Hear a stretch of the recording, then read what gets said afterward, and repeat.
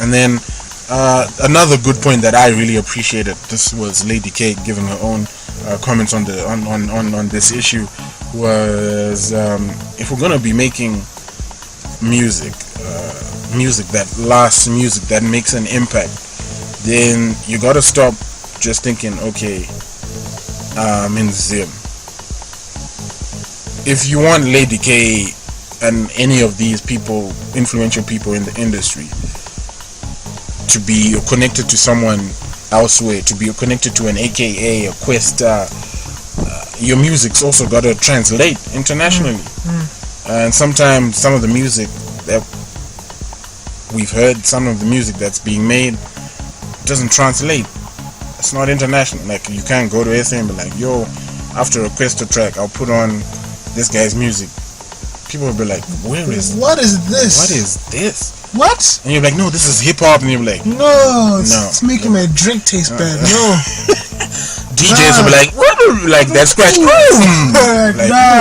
Like, no. Like, it doesn't work. Next. That's what will be happening. Like, next, skip. I'm skipping this. Like, and I don't think, with the talent that Caden and I have seen as good cop, bad cop, when we're doing our top 6 list, when we're looking for albums, projects, EPs, mixtapes, you name, and we're listening to some of them, we're like, people are talented. Exactly. And it is of international standard, but they slept. The basics, guys. We ain't getting the basics right. The other good thing that I liked was Shingy Punchline. South Africa. He's got a record label that he's working with some artists in South Africa. He was like, be aggressive. Like, don't just wait. Like, keep pushing. Go out there. Make it happen. Make the connections. Be at the party where that DJ is gonna be. Be at the party where the radio. Just be there. Keep talking about your brand, your music, who you are, what you are. At some point, they'll be like, "Hey, man, this guy's been pestering me, man. Fuck. Annoying. It's annoying, but hey, okay, fine. Just give it to me. Just give it to me. Let me press play. And then when they press play, you've got the music right. Everything is. You're like, You're like, all right, okay. And then all of a sudden, they're like, give me some more. Give me some links. Or it could be shit, and be like, I'm sorry. Shit. But at least you what? You pushed. And you made things happen. And so, I think, from me, overall, a lot of work just needs to be done. There's a lot of work that has to happen.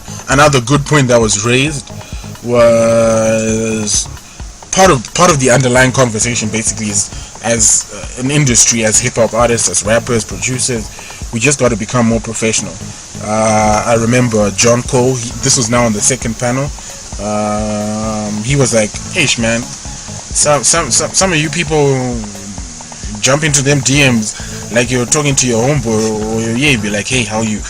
How's everything going? He doesn't even know you. Here's my number. Here's my number. Listen to my track." I'm like, really? That's not how it works. That's not how it works. From a professional perspective. Yeah. That's not how it works. Like, you're gonna be like, hey man, my name is such and such and such. I'm an artist. I've done this. These are my projects. This is my vision. This is my goal. And I was wanting to do a collaboration on a particular song or on a video. Is it possible? He'll be like, oh, okay. Here's someone who's being professional. That alone can change everything. Yeah. But like, if you're rocking up to a Lady K in a DMs on Twitter, and you're like, hi, here's a link to my music. Please listen to it. Stop disrespecting Lady K, y'all. Stop disrespecting Lady K. Okay, don't do that to my Lady K. God damn it. But yeah, it's true. People are doing that. Yeah, this was even discussed in another. I'll put a link in the description. And another thing that Shingy said is, look guys, some of these guys that you see internationally or in South Africa or in Africa, they're not even talented. But the fact that they got the basics right, the fact that they're professional, they're winning. People pay attention. Doesn't matter how much talent you have. It doesn't matter how much bars you have. Yeah, sometimes coming, like what John Cole says, like, dude, if an event is starting at 9, be there at 8. Because the people there will be like, okay, he's professional. Okay, this is who we're dealing with. Yeah. People want to deal with people who are professional. Sometimes it doesn't even matter if you're talented, unfortunately, at times. You know, so just if you got the talent, get the professional side of the business done properly. True. Another thing that was raised was, you know, let's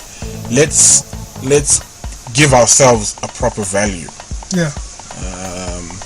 And I think this is a harsh reality that, you know, as artists you have to accept. I mean, as an artist, you'd be like, you know, you'd be looking at the music and the creativity in your mind and the skills that you've got, and you'd be like, I'm worth 50k. But are you really worth 50k? Like, show us. Do you have assets? Yeah. Do you have anything to back up? Where's the fan base? Where's your fan base? Where's your audience? Yeah, where's the audience? Where is one of the people was like, where is the real estate? Like, if I put you on a show, 300 people gonna even turn up. Yeah. Not your family. And another thing people. that Fans. I think that really hit me hard. That what's his name? His name is what? Flexo from Mutare. Yeah. Yes. He made a point that really actually made sense to me.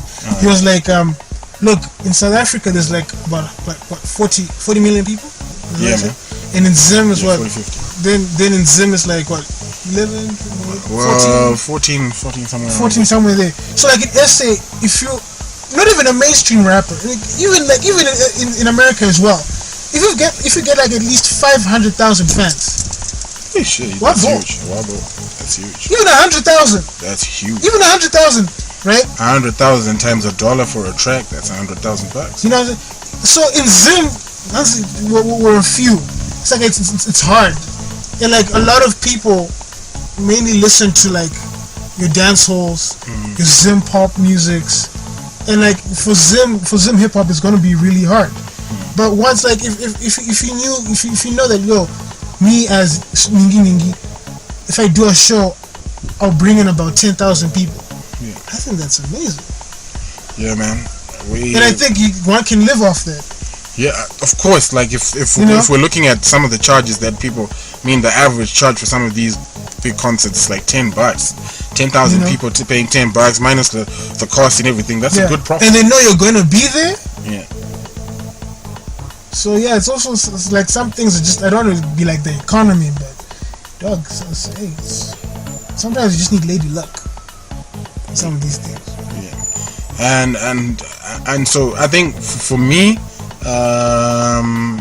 it's just getting to work, taking this taking this industry and this career path seriously, very seriously, and not waiting for anyone, not waiting for the radio to make it pop. Like, if you want to make it pop, it's really up to you.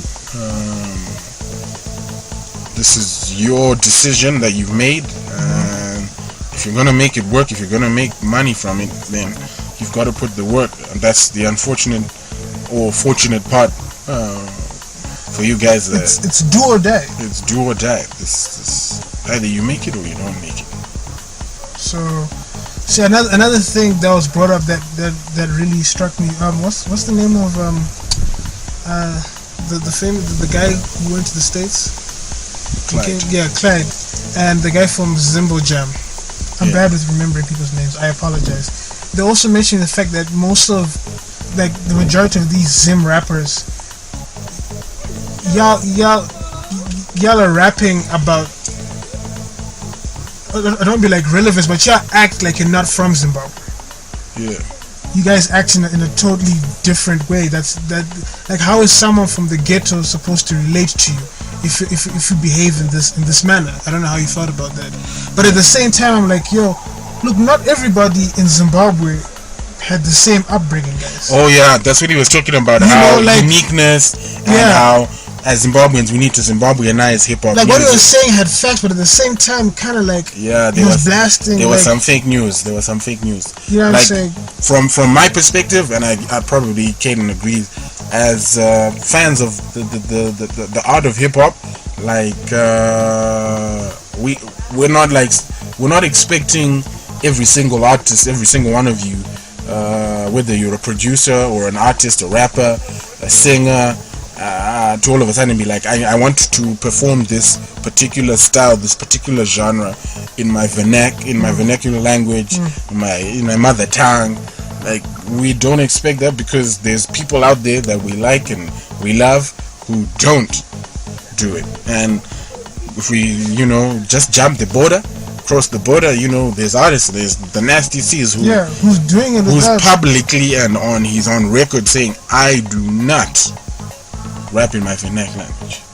And you can tell that he probably can't speak. He can. I've heard him speaking. Oh, so he can actually do it properly. Yeah. Okay, here's my thing. Like here's my thing, right? If you can rap in vernac, why don't you just do it? I think for me, Kaden, because look, because like when I hear most of the Zim rappers, right, they all used to rap in English, and it sounded terrible. But when they switched to vernac, it was like, wow, this is amazing. And there's some guys who they cannot rap in vernac. They can't, and if they even try rap in vernac, it's horrible. So I'm like, people just need to understand, like, people are different, upbringings are different. Some of these guys used to fake it. I'm the gang, bowling in the streets, no. Then people are like, nah, this is whack. Then they switched it, and it's amazing. But they're cats who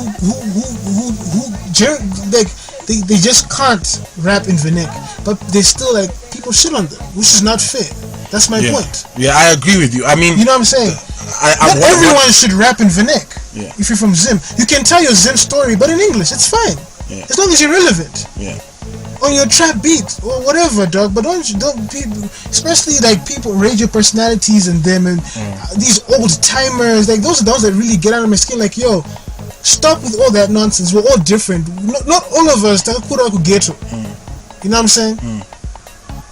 So yeah, let's all be nice to one another. Like, honestly, like. Yeah, I just wanted to say that, in terms of what is unique, what is uniqueness? Uniqueness is not necessarily picking one particular route and just sticking to it. Uniqueness, it's almost like it's like magical. It's like mystical. You can't really touch it, like. But when you see it, when you hear it, when you see someone perform, this is unique. This is authentic. I've never seen this happen before. It's a feeling you get. And there's sometimes people are like, oh, you gave me goosebumps.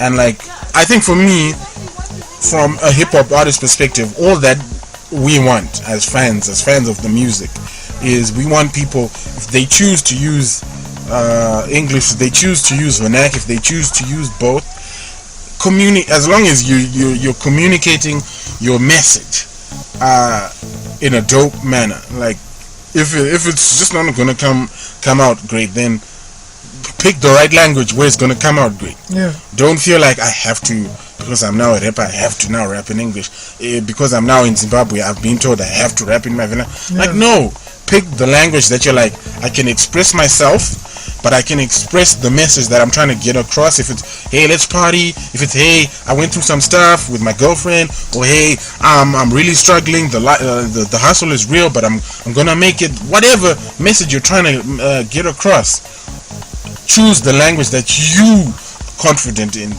and don't worry. Like, I've watched artists from France. I've watched artists from other countries where they choose the language. And you're like, even though I have no clue what he's saying, I still can accept and acknowledge that was dope. What I just watched was amazing. Yeah. It was unbelievable. He might have just been, saying some bad stuff about people and throwing people under the whatever. But like how he did it, the product that comes out at the end is amazing. Like a good example, even though he was dope rapping in English, Questa. Like, I think like Questa was also brought up a lot in the summit, because Questa evolved. Whoever is working with producers, they found a sound like. But guys, the music that we grew up on, it's actually rich. Yeah. You know what I'm saying? And the way I rap, when I rap in vernac, it's actually amazing. Yeah. So why don't I just stay true to my roots? And now it's more vernac than English. And it works, because he saw that, hey guys, you know what I'm saying, we grew up on our Trumpies and on our Arthur, let's sample these guys' stuff It make because people like what Shingy said is that nostalgic feeling. Yeah. My point is that it works for Questa because he probably sat and was like, you know what, I'ma just stick to this kind of sound because it'll reach a wider audience from where I'm from. Yeah. So like, don't lie to yourself. If you can't rap in English, don't rap in English. Just don't. You can say 3 or 4 or 5 words in English. Then keep it pushing. Exactly, because I hear most of you guys when you rap in Vernick, it's amazing. It's amazing. It's amazing. I think I totally agree. Like, let's come to the ground and let's face reality, and be true to you. Yeah. Be true your truth, because when you speak your truth, when you sing your truth, we'll catch it. The audience that you wanted will reach. We'll catch the message. We'll receive the message. Yeah. And you can grow the audience. Your target market will begin to vibe to what you're saying, and that's how you end up. Your day one fans, your die hard, your people who post it, be like, this music changed my life. This music did. That only happens when you're speaking and singing your truth and not anyone else's truth. Like, even when it's, hey man, I like to party, like, we'll be like, we agree with you, man. Who doesn't like to party? Like, but if you say it in a way that we get it, like, I can relate to that. I can relate to that. And so and like another thing that you the word that you said, audience, another thing that I was saying at the summer is like, know your audience. Yeah. Know who you're making music for. Once you get that, once you understand that, you won't go wrong. So again, guys, the sound you pick, know who it's gonna affect.